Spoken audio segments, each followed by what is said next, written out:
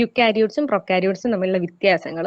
അപ്പൊ നിങ്ങൾ ഓൾറെഡി പറഞ്ഞ കാര്യമാണ്. നമ്മൾ യുക്കാരിയോട്ടിക് സെൽ എന്ന് പറയുമ്പോൾ എന്താണ്, വളരെ വെൽ ഡെവലപ്ഡ് ആയിട്ടുള്ള ന്യൂക്ലിയസ് ഉണ്ട്, അതിന് ചുറ്റുമായിട്ട് ഒരു ന്യൂക്ലിയർ മെംബ്രെയിൻ ഉണ്ട്. പക്ഷെ പ്രൊക്കാരിയോട്സിലേക്ക് വരുമ്പോൾ എന്താണ്, അതിന് ന്യൂക്ലിയസ് ഇല്ല. പിന്നെ വരുന്ന കാര്യം എന്താണ്, യുക്കാരിയോട്സ് എന്ന് പറയുമ്പോൾ നമുക്ക് ഒരുപാട് സെൽ ഓർഗനൽസ്, ഓക്കെ, അതായത് ക്ലോറോപ്ലാസ്റ്റ്, മൈറ്റോകോൺട്രിയ, ന്യൂക്ലിയസ് പോലുള്ള ഡബിൾ മെംബ്രെയിൻഡ് ആയിട്ടുള്ള സെൽ ഓർഗനൽസ് പ്രസന്റ് ആണ്.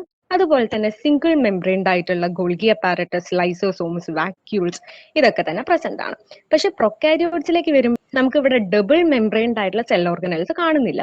പകരം അവിടെ എന്താ കാണുന്നത്, സിംഗിൾ മെംബ്രെയിൻഡ് ആയിട്ടുള്ള സെൽ ബോഡീസ് ആണ്. അതിൽ പറയണമെങ്കിൽ മീസോസോംസ് പ്രസന്റ് ആണ്, പിന്നെ വന്നിട്ട് endoplasmic reticulum, plastids, micro bodies, അങ്ങനെയുള്ള സ്പെസിഫിക് ആയിട്ടുള്ള ഓർഗനൽസ് ആണ് പ്രസന്റ് ആയിരിക്കുന്നത്. പിന്നെ നമുക്ക് മേജർ ഡിഫറൻസ് വരുന്നത് ഗോൾഗി ബോഡീസ് ആബ്സെന്റ് ആണ്. ഓക്കെ, അത് ശ്രദ്ധിക്കുക. ഗോൾഗി ബോഡീസ് പ്രൊക്കാരിയോട്സിനകത്ത് ആബ്സെന്റ് ആണ്. പിന്നെ പിന്നെ നമുക്ക് യുക്കാരിയോട്സിൽ വരുന്നത് റൈബോസോം. റൈബോസോം എന്ന് പറയുമ്പോൾ എന്താണ്, പ്രോട്ടീൻ സിന്തസൈസിങ് മെഷീനറി തന്നെയാണ് നമ്മൾ റൈബോസോം എന്ന് പറയണേ. അപ്പം ഈ റൈബോസോം യുക്കാരിയോട്സിൽ 80S ആണ് വരുന്നത്. അത് വന്നിട്ട് പ്രൊക്കാരിയോട്സിലാണെങ്കിൽ 70S ആണ് കാണുന്നത്.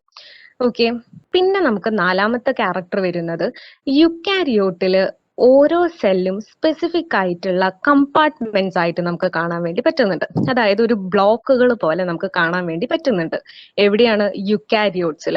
പക്ഷെ പ്രൊക്കാരിയോട്സിൽ വന്നിട്ട് എന്താണ്, അങ്ങനെ നമുക്ക് സ്പെസിഫിക് ആയിട്ടുള്ള സെൽ ബ്ലോക്കുകളൊന്നും കാണാൻ വേണ്ടി പറ്റുന്നില്ല. അതായത് കമ്പാർട്ട്മെന്റ്സ് ഇല്ല. ഓക്കെ, പിന്നെ നമുക്കുള്ളത് അഞ്ചാമത്തെ കാര്യം എന്താണ്, so depending upon the species number of chromosome per nucleus varies ആണ്. അതായത് നമുക്കറിയാം സെല്ലുണ്ട്, സെല്ലിന്റെ ഉള്ളിൽ എന്തുണ്ട്, സെൻട്രൽ ബോഡി ആയിട്ട് ന്യൂക്ലിയസ് ഉണ്ട്.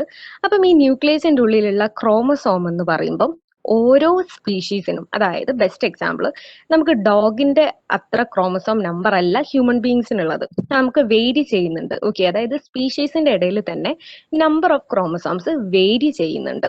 പിന്നെ വന്നിട്ട് നമ്മളിപ്പം എന്താണ്, പ്രൊക്കാരിയോട്സിലേക്ക് വരുന്ന സമയത്ത് എന്താണ്, അവിടെ ഒരൊറ്റ ക്രോമസോം, ഒരു സെല്ലിനകത്ത് ഒരൊറ്റ ക്രോമസോമേ ഉള്ളൂ. ഓക്കെ, പിന്നെ വരേണ്ട കാര്യം നമുക്ക് പറയാനുള്ളത് ഓരോ ക്രോമസോമും ലീനിയർ ആണ്. ഓക്കെ, ഇതിലാണ് യുക്കാരിയോട്സിൽ ഈച്ച് ക്രോമസോം എന്ന് പറയുന്നത് ലീനിയർ ആണ്. അത് മാത്രമല്ല അതിന് 2 എൻഡ്സ് ഫ്രീ ആയിട്ടുണ്ട്. പക്ഷെ പ്രൊക്കാരിയോട്സിലേക്ക് വരുമ്പോൾ എന്താണ്, ക്രോമസോം എന്താണ്, സർക്കുലർ കൈൻഡ് ഓഫ് ക്രോമസോം ആണ് പ്രസന്റ് ആയിരിക്കുന്നത്. ആൻഡ് അഗെയിൻ നമ്മൾ യുക്കാരിയോട്സിൽ പറയാനാണെങ്കിൽ ഓരോ ക്രോമസോമിലും ഒരു ലീനിയർ ആയിട്ടുള്ള ഡബിൾ സ്ട്രാൻഡഡ് ആയിട്ടുള്ള DNA ഉണ്ട്. പക്ഷെ നമ്മൾ പ്രൊക്കാരിയോട്സിലാണെങ്കിൽ എങ്ങനെയാണ്, ഒരു സിംഗിൾ ആയിട്ടുള്ള ഡബിൾ സ്ട്രാൻഡഡ് ആയിട്ടുള്ള സർക്കുലർ ആയിട്ടുള്ള DNA ആണ് പ്രസന്റ് ആയിരിക്കുന്നത്. പിന്നെ വന്നിട്ട് നമുക്ക് പറയാനുള്ളത്, ഇപ്പം യുക്കാരിയോട്സിൽ ഓരോ ക്രോമസോമിനും ഒരു സെൻട്രോമിയർ ഉണ്ട്. അത് നമ്മുടെ സെൽ ഡിവിഷന്റെ സമയത്ത് അത് ഡിവൈഡ് ചെയ്തിട്ട് 2 ആംസുകളായിട്ട് ഫോം ചെയ്യുന്നുണ്ട്. പക്ഷെ നമ്മൾ പ്രൊക്കാരിയോട്സിലാണെങ്കിലോ ക്രോമസോമിൽ എന്തില്ല, സെൻട്രോമിയർ ഇല്ല.